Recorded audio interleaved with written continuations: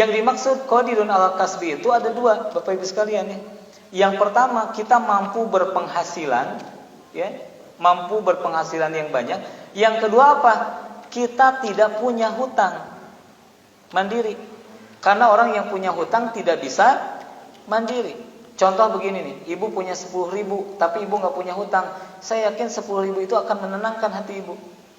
Cukuplah kita ambil sesuatu, kemudian dengan kecerdasannya ibu olah, begitu ya. Kentang jadi rencang sangu. Sami-sami karbo, tereh warga iman. Kan bisa diolah. Kalau tidak punya hutang, tapi kalau punya hutang, ibu punya uang banyak 1 juta, Bu. Tapi ibu punya hutang, punya cicilan yang harus ibu bayar, maka ibu tidak mandiri dengan 1 jutanya. Dapat difahami, Bu? Jadi mandiri dalam perihal ekonomi ini bukan hanya membicarakan masalah seseorang mampu mencari nafkah, bukan itu. Tapi di sisi lain seseorang mampu membebaskan dirinya dari keterikatan hutang. Makanya Rasulullah ada doa berlindung kepada Allah min ghalabatid daini wa qahri rijal, dari lilitan ya hutang atau pengaruh dominasi manusia. Nah, sekarang saya ingin tanya dulu kepada Bapak Ibu sekalian, jawab dengan tegas. Pasti udah lulus ini Pak ya. Jawab Bapak Ibu sekalian? Oh, belum ya. Jawab? Oh, belum. Baik, ngebodor. Apakah harta dibawa ke akhirat? Ngarirung Ibu. Ibu, coba jawab dengan lantang, Bu. Apakah harta dibawa ke akhirat? Ada yang tidak, ada yang dibawa. Yang lucu ada yang begini. Bingung dia, dibawa atau tidak. Sejak dulu ya prem berpikir kita ditanamkan bahwa harta itu tidak dibawa ke akhirat. Yang benar itu harta tidak dibawa ke kuburan. Karena tidak boleh ada harta yang dikubur. Kalau jam tangan ketinggalan pun digali kembali untuk diambil. Jadi harta itu tidak dibawa ke kubur, tapi dibawa ke akhirat. Nih contoh mudahnya, Bu. Ibu punya 100.000. Kemudian ibu gunakan untuk maksiat. Berdampak gak pada kehidupan akhirat ibu? Berarti harta dibawa ke akhirat. Ketika digunakan maksiat, maka hartanya menjadi hal yang memberatkan dirinya. Ibu punya 100.000, kemudian 100.000-nya digunakan untuk amal soleh, maka berdampak gak pada kehidupan akhirat kita? Berdampak. Maka harta yang digunakan untuk amal soleh dibawa ke akhirat dalam bentuk amal-amal yang diterima oleh Allah Subhanahu wa taala. Maka luruskan dulu, harta itu dibawa ke akhirat.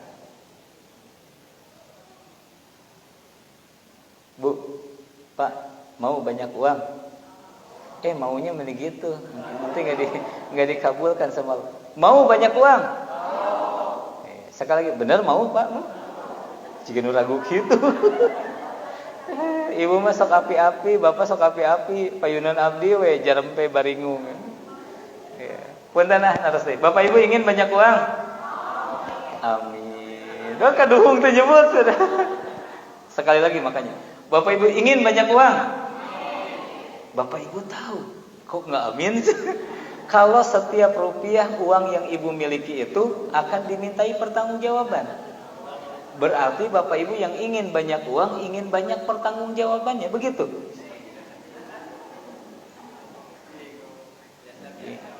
Wah, biasa-biasa wae.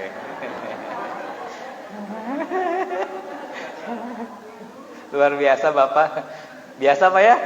Yang biasa Bapak, mana Ibu? Bu. Kata si Bapak biasa aja, cenah ibunya yang enggak biasa. Iya. Harta itu dibawa ke akhirat. Harta itu dibawa ke akhirat. Hari ini mari kita belajar bahwa mapan dalam ekonomi ya, melepaskan diri. Jadi mapan itu sekali lagi maknanya dua.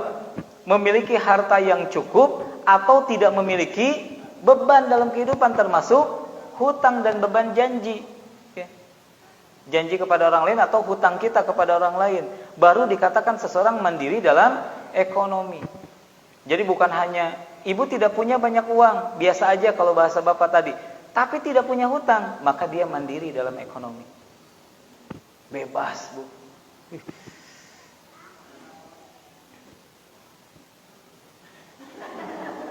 Kenapa wajah ibu pada gitu? Sigan memberikan pesan, atuh kumaha bi Pak Ustaz? Entah kumaha Bu. Ya, selesaikan hutang ibu dengan dua ikhtiar, ikhtiar langit dan ikhtiar bumi. Ikhtiar buminya tinggalkan maksiat, ikhtiar langitnya tingkatkan taat, maka urusan hutang ibu akan Allah bantu untuk segera selesai. Harta itu dibawa ke akhirat. Mari kita lihat ya.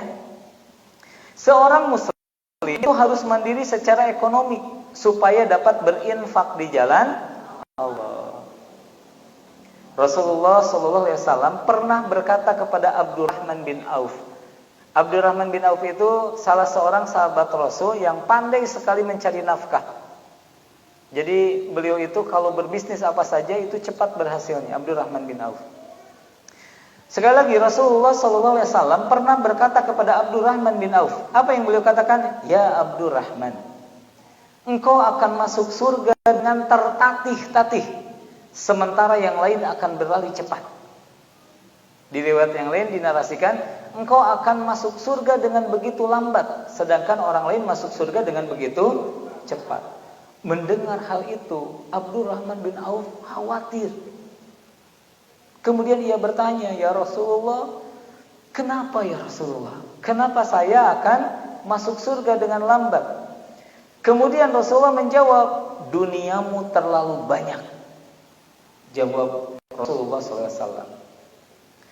Kemudian Abdurrahman berkata, tapi aku ingin cepat masuk surga ya Rasulullah, kata Abdurrahman. Kemudian Rasulullah berkata, lepaskanlah hartamu. Jawab baginda Rasulullah SAW. Kemudian yang terjadi apa? Sejak saat itu Abdurrahman bin Auf menjadi seorang yang ahli bersedekah. Jadi kalau punya uang banyak dia khawatir, maka ia segera melepaskan hartanya dengan infak dan sedekah. Tapi yang terjadi, janji Allah kepada orang yang berinfak dan sedekah. Tahu Bapak Ibu sekalian janji Allah? Pertama dalam Quran surat Al-Baqarah, perumpamaan infak itu seperti apa?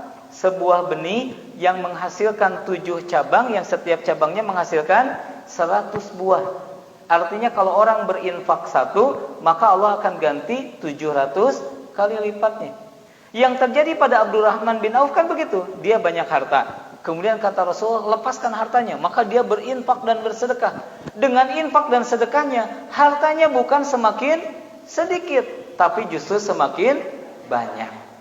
Lalu Rasulullah berkata, setelah engkau menjadi ahli infak dan sedekah, maka engkau adalah orang yang paling cepat menuju surga dengan hartamu. Nah, sekarang saya ingin bertanya kepada Bapak Ibu. Bapak Ibu ingin masuk surga dengan sabarnya Ibu terhadap dunia, atau Bapak Ibu ingin masuk surga dengan harta Bapak Ibu sekalian yang banyak?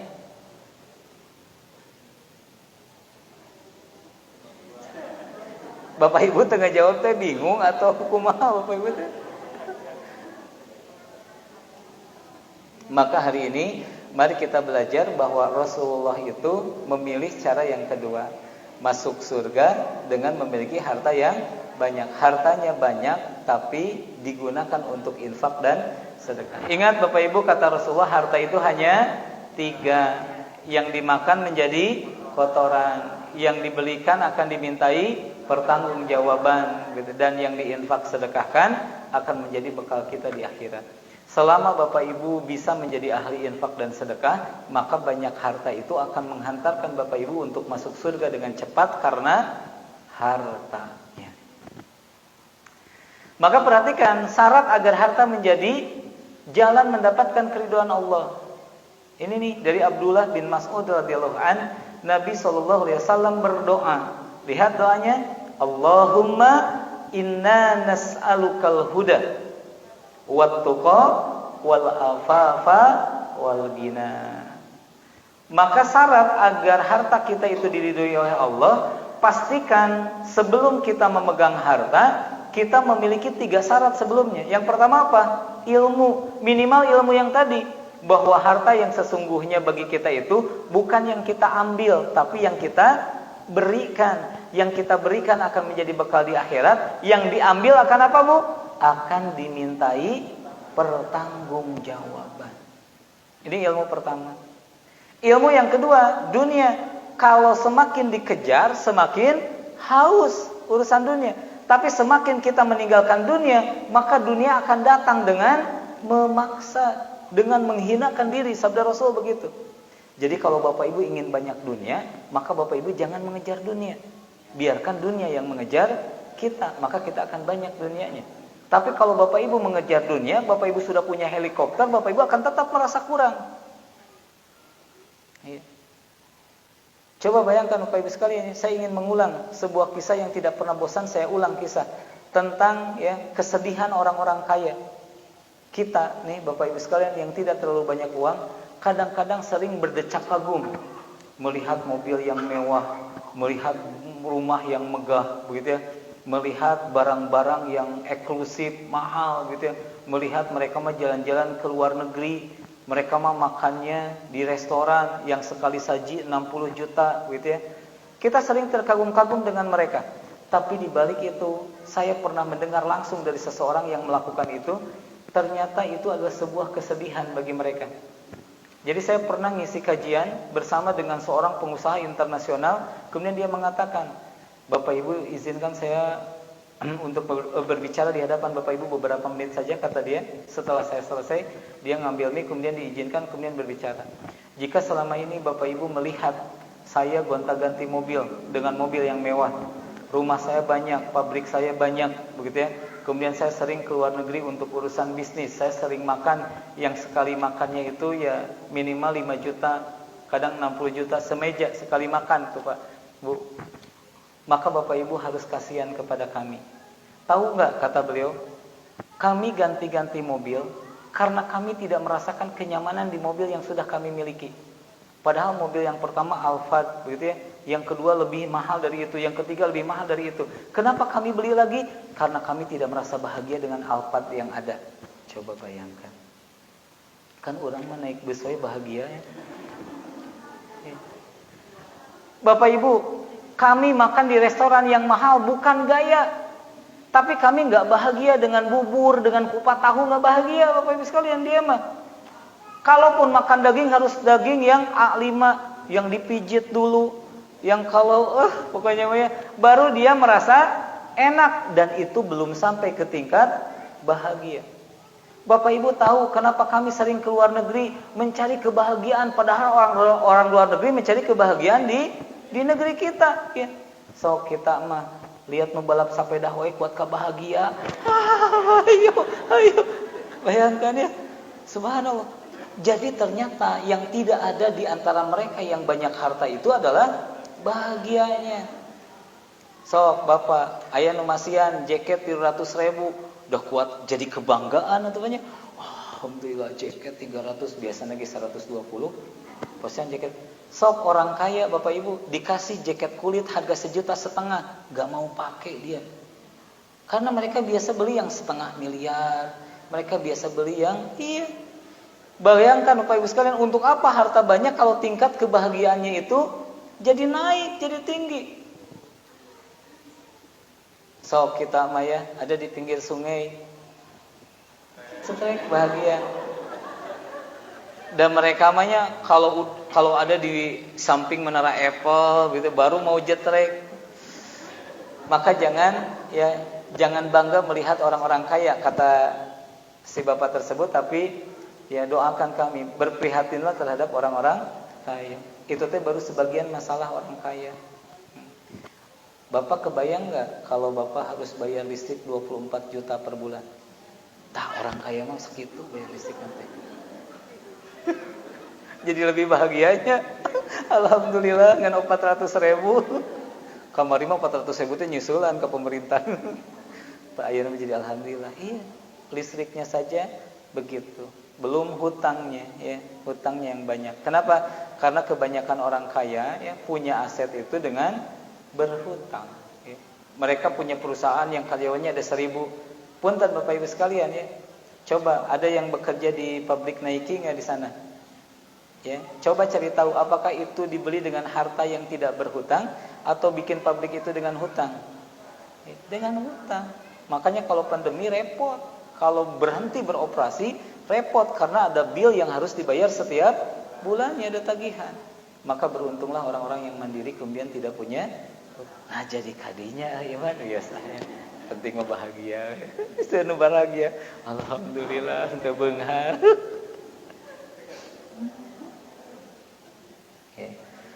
Kaya itu tidak boleh, Bu ya. Karena kaya itu akan membuat kita lupa hati. Kalau banyak uang itu boleh. Ibu tahu bedanya orang yang banyak uang dengan orang yang kaya? Kalau orang yang kaya itu orientasinya gaya hidup, Bu. Kalau orang yang banyak uang boleh jadi orientasinya adalah amal soleh. Iya. Itu bedanya. Iya. Ibu mau nggak punya mobil tapi mini? Mau atau Mini Cooper ya, gaya. Mini Cooper ya Allah. Namanya kita mini tapi harganya ya Allah di atas Fortuner ya. Alhamdulillah. Tos sampai emutan. Ti ayeuna mah pada ngadoa anu mini-mini. Mini Cooper.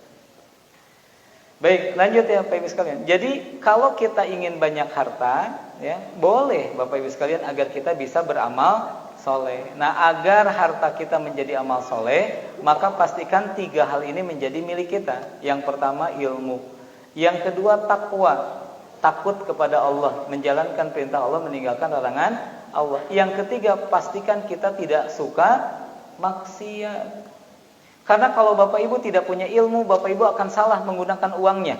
Kalau Bapak Ibu tidak takwa, maka Bapak Ibu akan menggunakan uangnya untuk sebuah dosa. Dan kalau Bapak Ibu tidak terjaga dari maksiat, maka seluruh harta yang dimiliki akan dijadikan fasilitas untuk maksiat kita. Maka kalau kita ingin mendapatkan keridhaan Allah dari harta kita, pastikan harta kita miliki setelah kita memiliki ilmu, kita takwa kepada Allah dan terjaga. Maka doa ini adalah doa yang disampaikan kepada Allah Subhanahu wa taala oleh baginda Rasulullah. Allahumma inna nas'alukal huda wat tuqa wal afafa wal ghina. Kembali ke materi Bapak Ibu sekalian. Qadirun alal kasbi merupakan ciri lain yang harus ada pada diri seorang muslim. Sekali lagi, Rasulullah itu pedagang hebat, ya. Hartanya banyak. Dan itu menjadi bagian dari sunnah. Karena Rasulullah adalah pedagang yang baik, hartanya banyak, maka kita pun harus menjadi pedagang yang baik dan hartanya banyak. Baik itu dagang dalam jasa ataupun dagang dalam hal yang lainnya. Mempertahankan kebenaran dan berjuang menegakkannya akan lebih optimal Bapak Ibu sekalian manakala seseorang memiliki kemandirian, terutama dalam segi ekonomi. Ingat, kalau membicarakan masalah kemandirian ekonomi ada 2. Yang pertama apa? Bebas hutang. Yang kedua, memiliki harta yang cukup. Itu berarti mandiri dalam ekonomi. Kalaulah kita bukan orang yang memiliki harta yang cukup, ya minimal kita adalah orang yang terbebas dari hutang. Maka kita harus beristighfar kepada Allah. Kalaulah kita sudah tidak punya harta yang cukup, kemudian hutang banyak, berarti kita betul-betul meninggalkan sunnah baginda Rasul untuk mandiri dalam ekonomi. Yang berhutang berhenti. Sekarang jangan buka hutang baru. Begitu ya, selesaikan hutang yang sisanya. Ya, yang belum berhutang pertahankan. Ya. Kemudian perbanyak sedekah. Karena Bapak Ibu telah bebas dari gola batid daini wa qahri rijal, maka Bapak Ibu boleh memperbanyak sedekah. Mari kita lihat ya beberapa contoh dan teladan bahwa Rasulullah dan para sahabat itu bukan orang miskin. Mari kita lihat 5 sahabat terkaya yang diberitakan masuk surga. Subhanallah. Sekarang jawab Bapak Ibu pertanyaan yang tadi. Bapak Ibu ingin masuk surga itu karena sabar nggak punya harta, atau Bapak Ibu ingin masuk surga itu karena hartanya?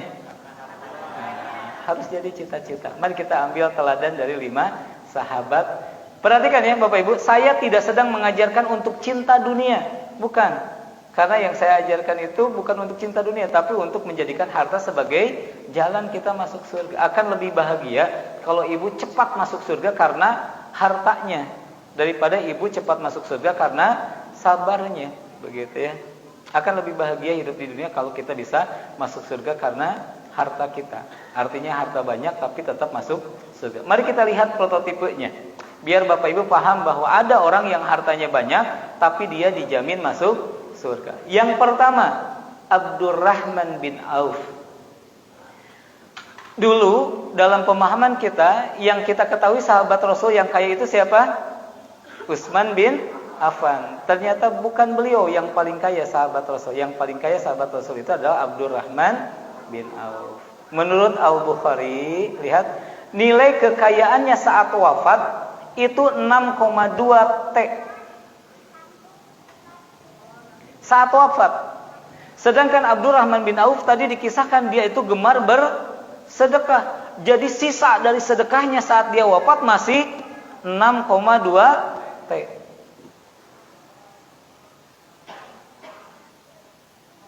Ini jempling.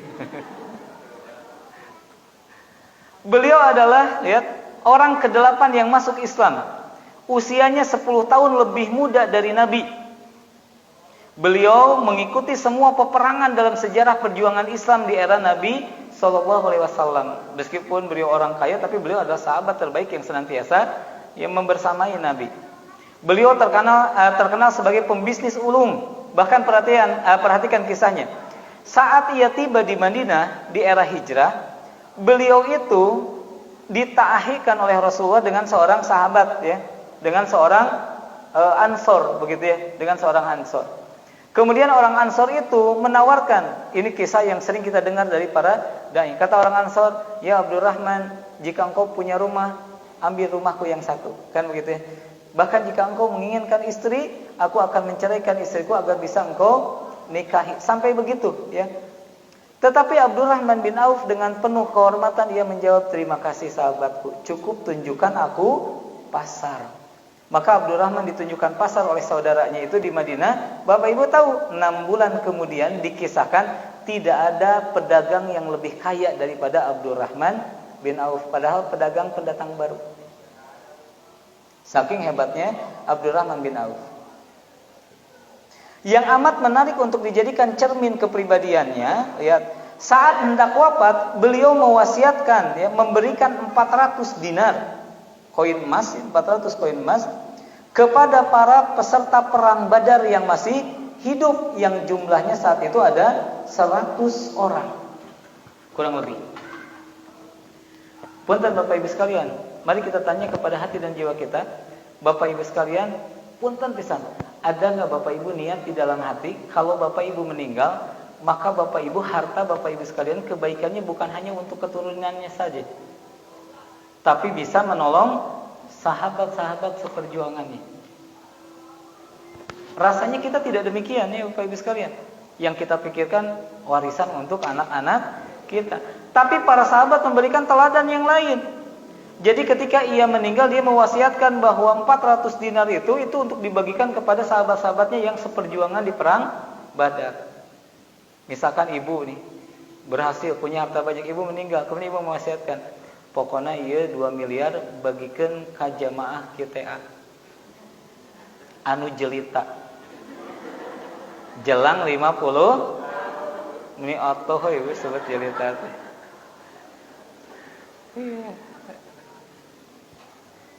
Coba bayangkan betapa indahnya tiba-tiba ibu-ibu yang jelita yang sudah ditinggalkan suaminya, masih menanggung anak-anak yang kecil, kemudian menjadi bahagia karena sahabatnya yang sepengajian itu meninggal dengan meninggalkan warisan untuknya, meninggalkan kebaikan untuknya. Subhanallah.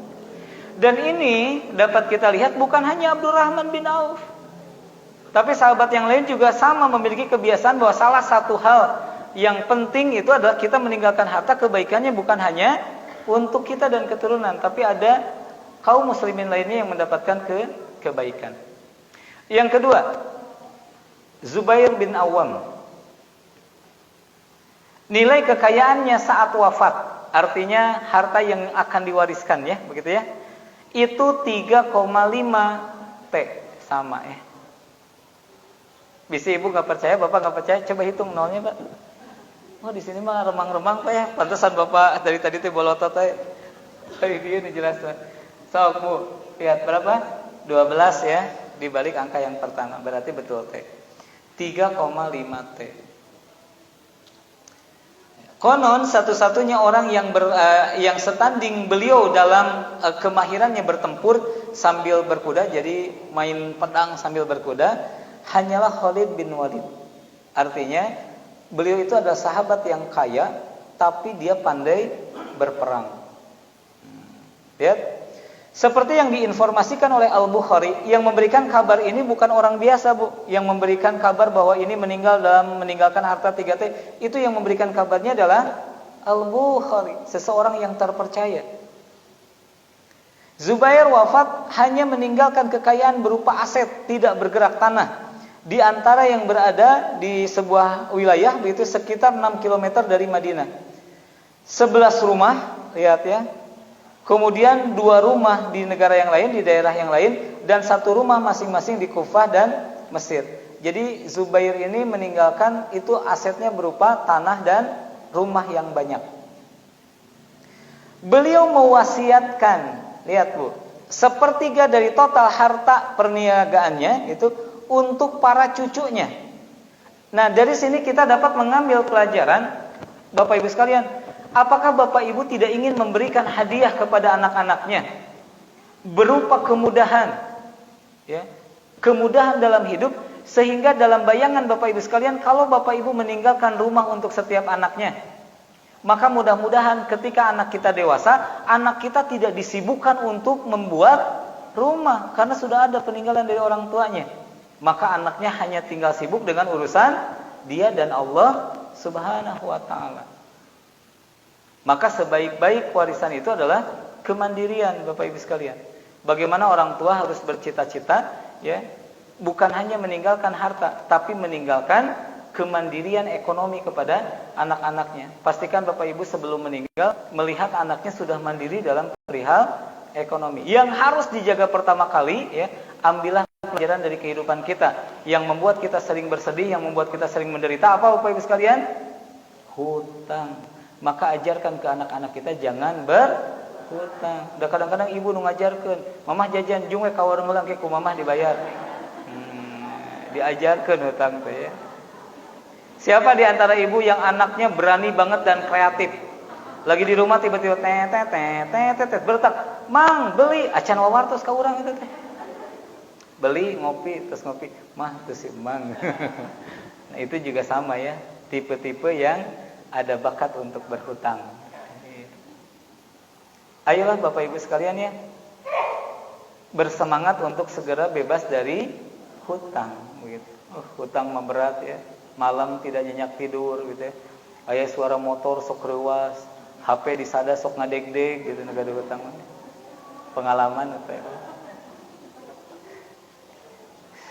Allah ya. Yang ketiga, Utsman bin Affan, ini yang kita kenal ya. Nilai kekayaan saat wafat itu 2,5 triliun. Tapi satu hal yang menjadi kelebihan Utsman bin Affan apa? Ternyata Utsman bin Affan itu teladan dalam jariah.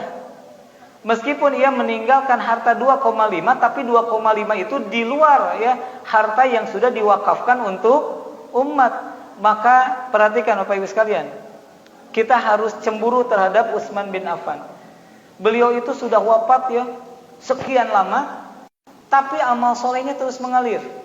Dari sumur yang beliau beli untuk umat, dan dari penginapan yang dibikinkan oleh orang yang menerima wakaf Utsman bin Affan. Jadi sampai hari ini kebaikannya itu terus mengalir. Sampai hari ini sumur dan penginapannya masih ada. Sekarang pertanyaannya, kalau Bapak Ibu meninggal, begitu ya. Nah, Bapak Ibu punya pasif income enggak, begitu ya? Pahala. Bapak Ibunya mah sudah tidak beramal soleh, tapi pahalanya terus mengalir. Nah, ini yang dicontohkan oleh Utsman bin Affan. Maka saat ini banyak orang berlomba-lomba untuk sedekah jariah ya. Ada yang ngebangun masjid, ada yang kayak Utsman bin Affan, sarana air bersih, begitu ya. Ada juga yang wakaf Quran, ada juga yang wakaf rumah Quran, dan banyak sekali, begitu ya.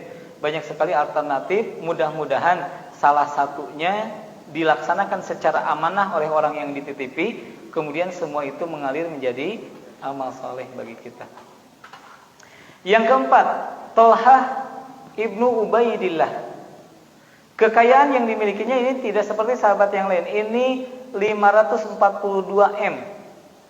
Bukan T tapi M, tapi tetap saja ukurannya banyak begitu ya.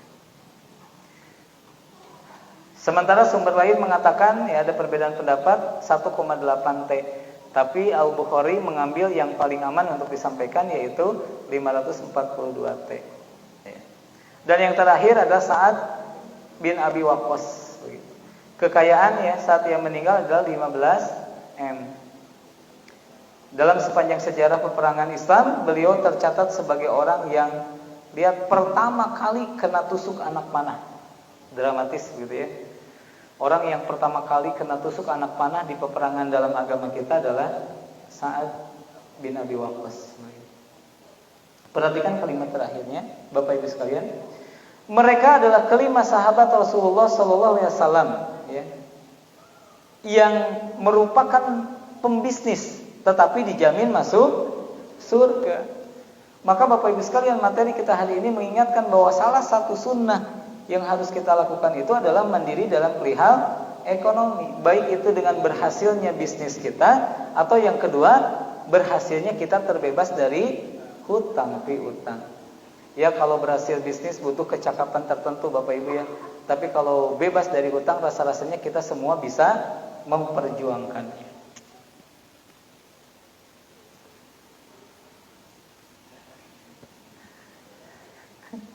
Nawan sedabu semangat untuk bebas dari hutang. Baik ya, ini sekali lagi kembali ke materi bahwa mempertahankan kebenaran dan berjuang menegakkan agama itu akan lebih mudah kalau seseorang memiliki kemandirian dari segi ekonomi. Yang berikutnya, pribadi muslim itu tidaklah identik dengan orang miskin. Lihat kalimatnya, seorang muslim boleh saja ya kaya atau banyak harta, bahkan memang harus kaya atau banyak harta agar ia bisa menunaikan ibadah haji, umroh, zakat, infak, sedekah, mempersiapkan masa depan dengan baik, termasuk masa depan keturunannya ya, meninggalkan warisan dengan tujuan agar anak-anaknya tidak sibuk dengan urusan harta karena mereka sudah mendapatkan peninggalan yang banyak dari orang tuanya. Diharapkan anak-anaknya sibuk hanya dengan urusan dia dengan Allah Subhanahu wa taala. Oleh karena itu, perintah mencari nafkah itu amat banyak dalam Al-Qur'an. Mari kita lihat ya, Bapak Ibu sekalian. Yang pertama, hadis riwayat Ibnu Majah. Tidak ada yang lebih baik dari usaha seorang laki-laki kecuali hasil tangannya sendiri atau hasil pekerjaannya sendiri. Dan apa saja yang dinafkahkan oleh seorang laki-laki kepada dirinya, istrinya, anaknya, pembantunya adalah sedekah. Maka materi hari ini pun memberikan semangat kepada kita untuk giat berikhtiar, begitu, giat berikhtiar. Hadis riwayat Ahmad. Sesungguhnya Allah suka kepada hamba-hamba yang berkarya dan terampil atau profesional dan ahli. Barang siapa yang bersusah payah mencari nafkah untuk keluarganya, maka dia serupa dengan seorang mujahid di jalan Allah Azza wa Jalla. Maka Bapak Ibu sekalian, salah satu ikhtiar kita gitu ya, untuk memberikan sembako kepada penjuang nafkah di malam hari pun untuk menghargai itu ya. Tidak semata-mata mereka menggunakan malamnya untuk tetap berusaha, kecuali mereka ingin membela keluarganya ya, maka kita memfasilitasi program itu ya. Bapak Ibu sekalian, mumpung ingat sedikit meluruskan begitu ya, di beberapa jamaah ada yang menyangka bahwa iuran 25.000 begitu kemudian dan lain sebagainya itu masuk ke saya, begitu ya. Ada yang masih menyangka begitu. Enggak Bapak Ibu sekalian, ini saya luruskan. Setiap kebaikan ibu ya yang ibu berikan ke program KTA, sunduk ya, infak majelis, kemudian iuran 25 juta, 25.000, amin ya Allah. 25.000 dan berbagai ajakan kebaikan itu dikelola oleh manajemen KTA. Jadi saya sendiri tidak mengetahui berapa uang yang masuk, kemudian tersebar dalam program. Itu semua menjadi amal soleh Kang Dodoy dan manajemen KTA lainnya. Ya ini harus diluruskan karena sebagian orang ada yang bertanya, mungkin berkaitan dengan program Saung Quran Cahaya Kol, bukan begitu ya. Saung Quran Cahaya Kolbu itu cita-cita saya secara pribadi. Jadi tidak berkaitan dengan KTA BC jadi fitnah, Bu ya. Diluruskan. Nah, uang yang masuk ke KTA maka itu menjadi kebaikan ibu yang dijalankan oleh KTA. Nah, kalau ada ibu yang ikut ke Saung Quran menjadi kebaikan ibu dengan saya, karena kalau yang Saung Quran saya sendiri yang memegang uangnya, tidak ada orang lain yang memegang uang kecuali saya langsung yang memegang uangnya. Kemudian yang membangunnya juga dalam pantauan saya secara langsung. Punten Bu ya, karena kesempatannya ada untuk menyampaikan, saya sampaikan ini. Karena kemarin sempat ramai beberapa orang yang mempertanyakan. Jadi ibu nggak usah khawatir, ibu mau jariah ke Saung Quran, ibu jadi kebaikan. Ibu mau jariah ke KTA, oleh manajemen KTA pun disampaikan berupa program-program yang mendatangkan kebaikan. Hanya yang perlu diluruskan, ya, kalau ibu misalkan yang 25.000 per bulan dan sebagainya, itu tim manajemen KTA Kang Dodoy dan kawan-kawan yang mengelolanya. Jadi saya sendiri tidak mengetahui berapa jumlah yang masuk, berapa yang digunakan. Yang saya ketahui adalah satu saja. Apa? Semua titipan ibu yang disampaikan ke KTA pasti disampaikan untuk amal soleh. Ya, insya Allah KTA tidak akan mengkhianati ibu, KTA tidak akan bermaksiat ya dengan menyalahgunakan harta yang dititipkan kepada ibu. Cukup ya, Bu ya. Jadi bisi ibu ada yang bertanya, "Ari Saung Quran teh beda sama KTA?" Jawabannya iya, beda. Ya, Saung Quran Cahaya Kolbu itu adalah harapan agar saya punya pesantren ke depannya, begitu ya, berkaca dari berbagai kejadian dan sebagainya, kita butuh punya jariah yang dikelola secara intensif, begitu. Begitu ya klarifikasinya. Mohon maaf baru disampaikan pada kesempatan hari ini setelah banyak yang bertanya, begitu, banyak yang bertanya apakah itu sama atau beda, apakah uang yang masuk ke KTA itu diterima oleh Ustadz Acep.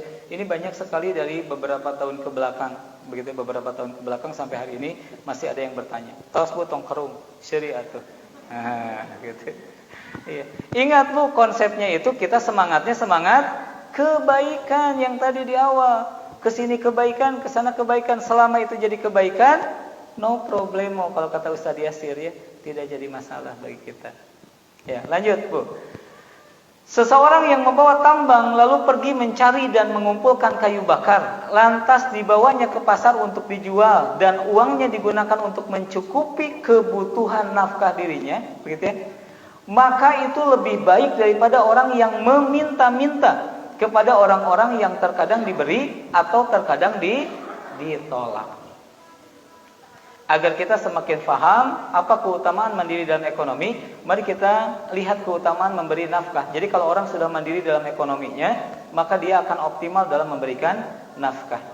Yang pertama, nafkah kepada keluarga itu lebih afdol daripada sholat sunnah ya, yang terus-menerus tatawu gitu ya. Sholat sunnah sebelum Jumat boleh dilakukan 2 rakaat. Itu jauh lebih utama ketika seorang laki-laki memberikan nafkah kepada. Perhatikan Bapak Ibu sekalian, yang penting itu Bapak memberikan nafkah. Terlepas cukup atau tidak, terlepas banyak atau sedikit. Tapi Bapak Ibu menunjukkan bahwa Bapak Ibu berikhtiar untuk memberikan nafkah. Hatta kalau istrinya bekerja. Jadi meskipun istri Bapak bekerja, tetap seorang laki-laki itu berkewajiban untuk memberikan nafkah kepada istrinya. Bisa ada di antara bapak-bapak yang keenakan karena istrinya pandai mencari nafkah, kemudian bapak tidak memberikan nafkah kepada istri. Jangan, berikan sesuai kemampuan kita.